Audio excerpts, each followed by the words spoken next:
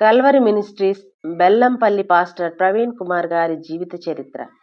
Pastor Praveen Kumar గారు మే 15, 1971 సంవత్సరంలో బెల్లంపల్లిలో జన్మించారు. ఈయన పూర్తి పేరు రెడ్డి మల్లా ప్రవీణ్ రత్నకుమార్. క్రైస్తవ కుటుంబానికి చెందినవారు. ప్రవీణ్ కుమార్ గారి తండ్రి పేరు అలెగ్జాండర్, తల్లి పేరు ఎలిజబెత్. ప్రవీణ్ కుమార్ గారికి ఒక అక్క కూడా ఉన్నారు. ప్రవీణ్ కుమార్ గారి తాతయ్య పేరు జ్ఞానరత్నం. ఆయన డోర్నకల్ డయాసిస్లో బిషప్గా పనిచేసేవారు. జ్ఞానరత్నం గారు లండన్లో కూడా సేవ చేశారు. భద్రాచలం చిట్టడవుల్లో సువార్త ప్రకటిస్తూ ఉండగా ఒక విషపూరితమైన పురుగు లాంటిది కుట్టడంతో అనారోగ్యం పాలై మరణించారు. ప్రవీణ్ కుమార్ గారి తండ్రి బెల్లంపల్లిలో సింగరేణి మైనింగ్ ఆఫీసర్గా పనిచేసేవారు. వీరిది చాలా ఉన్నతమైన కుటుంబం. ప్రవీణ్ కుమార్ గారు ఒక్కరే కుమారుడు కావడంతో చాలా గారాబంగా పెరిగారు. ప్రవీణ్ కుమార్ గారు 7వ తరగతిలోనే స్కూల్కి బైక్ వేసుకుని వెళ్ళేవారు. ఈయన ఖరీదైన వస్తువులతో, కాస్ట్లీ డ్రెస్సులతో చాలా ఉన్నతంగా జీవించారు. ప్రవీణ్ కుమార్ గారికి క్యాష్వా అనే వైట్ కలర్ కీబోర్డ్ ఉండేది. ఈయనకు ఇళయరాజా సంగీతం అంటే చాలా ఇష్టం. ఇళయరాజా గారి మూవీస్ వస్తే సంగీతం కోసమే ఆ సినిమా చూసి ఆయనకిలానే కీబోర్డ్ ప్లే చేసేవారు. ఆ సంగీతం విని ఫ్రెండ్స్ ఆనందించేవారు. ప్రవీణ్ కుమార్ గారి విద్యాభ్యాసం అంతా హైదరాబాద్లోనే సాగింది. ఈయన వెస్లీ డిగ్రీ కాలేజ్లో బీఎస్సీ కంప్యూటర్ సైన్స్ ఫస్ట్ క్లాస్లో పాస్ అయ్యారు. ఉన్నత చదువుల కోసం అమెరికా పంపించాలన్న తల్లిదండ్రుల ఉద్దేశం. ఆయన ఆలోచన కూడా అదే. డిగ్రీ అనంతరం హాలిడేస్కి బెల్లంపల్లికి తిరిగి వచ్చిన ప్రవీణ్ కుమార్ గారు తన పాత స్నేహితులతో కలిసి తాగడం, క్లబ్స్లో తిరగడం, సిగరెట్లు, సినిమాలు లాంటి చెడు వ్యసనాలకు బానిసై కాలక్రమేణా అమెరికా వెళ్లాలనే ఆలోచన దూరమవుతూ వచ్చింది. విచ్చలవిడిగా చెడు అలవాట్లకు గురై ఆ ప్రాంతంలో ఉన్న నక్సలైట్స్ దృష్టిలో పడ్డారు. నక్సలైట్స్ ప్రవీణ్ కుమార్ గారిని తన చెడు అలవాట్లు మార్చుకోమని హెచ్చరించారు. అయినా వారి మాటను లెక్క చేయకుండా ప్రవీణ్ కుమార్ గారు తన స్నేహితులతో కలిసి మరింత విచ్చలవిడిగా జీవించారు. దీన్ని చూసిన నక్సలైట్స్ ఒకరోజు ప్రవీణ్ కుమార్ గారిని కిడ్నాప్ చేసి కట్టేసి హాకీ స్టిక్తో రక్తం వచ్చేలాగా కొట్టారు. నక్సలైట్స్ కొట్టిన విషయం బెల్లంపల్లంతా పుకారు కావడంతో తమ కుటుంబ పరువు తీశాడని తల్లిదండ్రులు ఇంట్లో నుండి ప్రవీణ్ కుమార్ గారిని వెళ్ళగొట్టారు. వినాయక చవితి రోజు తన తోటి స్నేహితుడిని కత్తితో పొడిచి నెక్స్ట్ టార్గెట్ తానే కావడంతో ప్రవీణ్ కుమార్ గారు ప్రాణభయంతో బెల్లంపల్లి నుండి హైదరాబాద్కి పారిపోయారు. హైదరాబాద్లో తమ రక్త సంబంధికులు, బంధుమిత్రులు అనేక మంది ఉన్నా నక్సలైట్స్ దృష్టిలో ఉన్నాడని ఎవరూ ఆదరించలేదు. దీనితో ఆదరించేవారు లేక హైదరాబాద్ అంతా తిరుగుతూ ఆకలితో అలమటిస్తూ ఒకరోజు సుదర్శన్ థియేటర్ ఎదురుగా పడుకున్నప్పుడు పోలీసులు వెళ్ళగొట్టడంతో ఆయన పార్కులలో, సినిమా హాళ్ల దగ్గర, బస్టాండుల్లో, రైల్వే స్టేషన్లో, ఫుట్పాత్ల మీద కాలం గడుపుతూ వచ్చారు. ఇదే విధంగా 2-3 సంవత్సరాలు కాలం గడుస్తూ వచ్చింది. ప్రవీణ్ కుమార్ గారు పలుమార్లు సూసైడ్ చేసుకోవాలనుకున్నారు.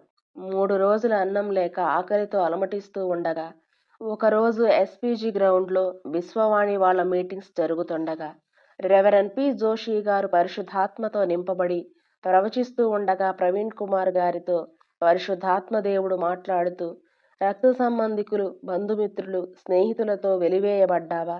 అయితే నీ చేయి నాకిస్తే ఎక్కడ తృణీకరించబడ్డావో, వెలివేయబడ్డావో అక్కడ నిన్ను గొప్ప చేస్తానని దేవుడు మాట్లాడారు.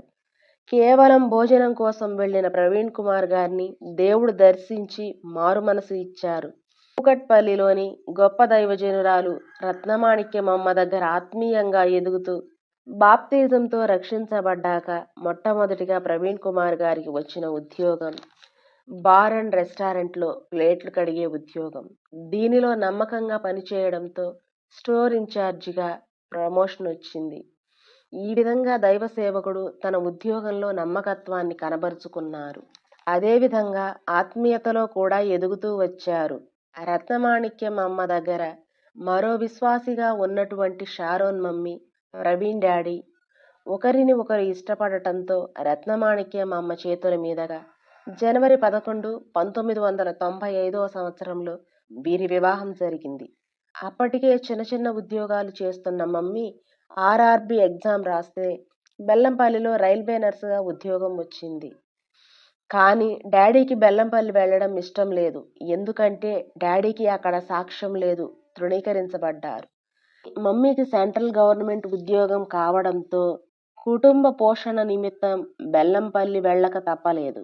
కూకట్పల్లిలో రత్నమాణిక్యం అమ్మ దగ్గర పెంతికోస్తు సంఘంలో ఎదగబడినటువంటి డాడీ బెల్లంపల్లి వచ్చాక పెంతికోస్తు సంఘానికి వెళ్తూ ఉండగా ప్రవీణ్ కుమార్ గారి తల్లిదండ్రులు, నువ్వు సేవ చేస్తే సిఎస్ఐలోనే చెయ్యాలి, లేకపోతే ఆస్తిలో చిల్లి గవ్వ కూడా ఇవ్వను అనడంతో డాడీ పిలుపు అది కాదు కాబట్టి బెల్లంపల్లి పెంతికోస్తు సంఘంలో పరిచారకుడిగా ఉంటూ మమ్మీ డాడీ తమ నమ్మకత్వాన్ని కనబరుచుకున్నారు.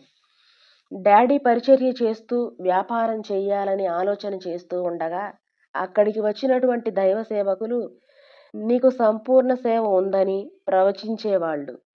కానీ డాడీ సేవ చేస్తూ బిజినెస్ చెయ్యాలన్న ఆలోచనతో మోటార్ ఫీల్డ్లో అడుగుపెట్టారు. దేవుడు నిర్ణయానికి వ్యతిరేకంగా చేయడంతో చిన్న వయసులోనే 4.5 లక్షల రూపాయలు అప్పు అయ్యి అప్పు తీర్చడానికి ఆటో డ్రైవర్గా, జీబు క్లీనర్గా పనిచేశారు. మమ్మీకి వచ్చే జీతం మొత్తం వడ్డీలకే సరిపోయేది. పెళ్ళైన కొత్తలో మమ్మీ పుట్టినరోజు వస్తే తినడానికి తిండి లేక తమ చెట్టున ఉన్న జామకాయలు కోసుకుని స్టేషన్లో అమ్మగా వచ్చినటువంటి డబ్బులతో నూకలు కొని ఆ పూట ఆకలి తీర్చుకున్నారు. అప్పులు తీరే మార్గం కనబడక మమ్మీ డాడీ ఆత్మహత్య చేసుకోవాలని రూమ్లో ప్రార్థన చేసుకుంటూ ఉండగా మరోసారి దేవుడు మాట్లాడి మీ చేయి నాకిస్తే దేశం యొక్క ఉన్నత స్థానంలో నిలబెడతానని వాగ్దానం చేశారు.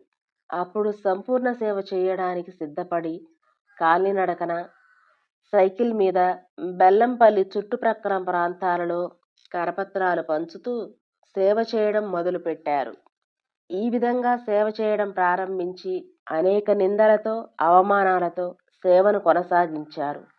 3 విశ్వాసులతో ప్రారంభించబడిన ఈ సేవ అంచెలంచెలుగా ఎదుగుతూ వచ్చింది. ఆత్మీయ కుమారుడిగా శ్రీను అన్నయ్యని, అభిషేక్ మరియు అక్షయాను దేవుడు వారికి బహుమానంగా ఇచ్చారు. మొదట్లో 7 సంవత్సరాలు వీరికి గర్భఫలం లేక అనేక నిందలతో, అవమానాలతో ఈ పరిచర్య కొనసాగుతూ వచ్చింది. ప్రస్తుతం టీవీ పరిచర్య, కల్వరి ఉజ్జీవ మహాసభలు, 50 దినాల ఉపవాస ప్రార్థనలతో దేవుడు తనను తాను మహిమపరుచుకుంటూ వస్తున్నారు. ప్రవీణ్ కుమార్ గారు క్రైస్తవ కుటుంబానికి చెందిన వారైనప్పటికీ దేవుణ్ణి పూర్తిగా ఎరుగక అనేక కష్టాలలో, నిందలలో, ప్రాణభయంతో ఉన్న ప్రవీణ్ కుమార్ గారిని దేవుడు తన హస్తాల్లోనికి తీసుకుని దేశం యొక్క ఉన్నత స్థాయిలో నిలబెడుతూ వస్తున్నారు. సమస్త ఘనత, మహిమ, ప్రభావాలు మన దేవునికే చెల్లునుగాక. ఆమెన్.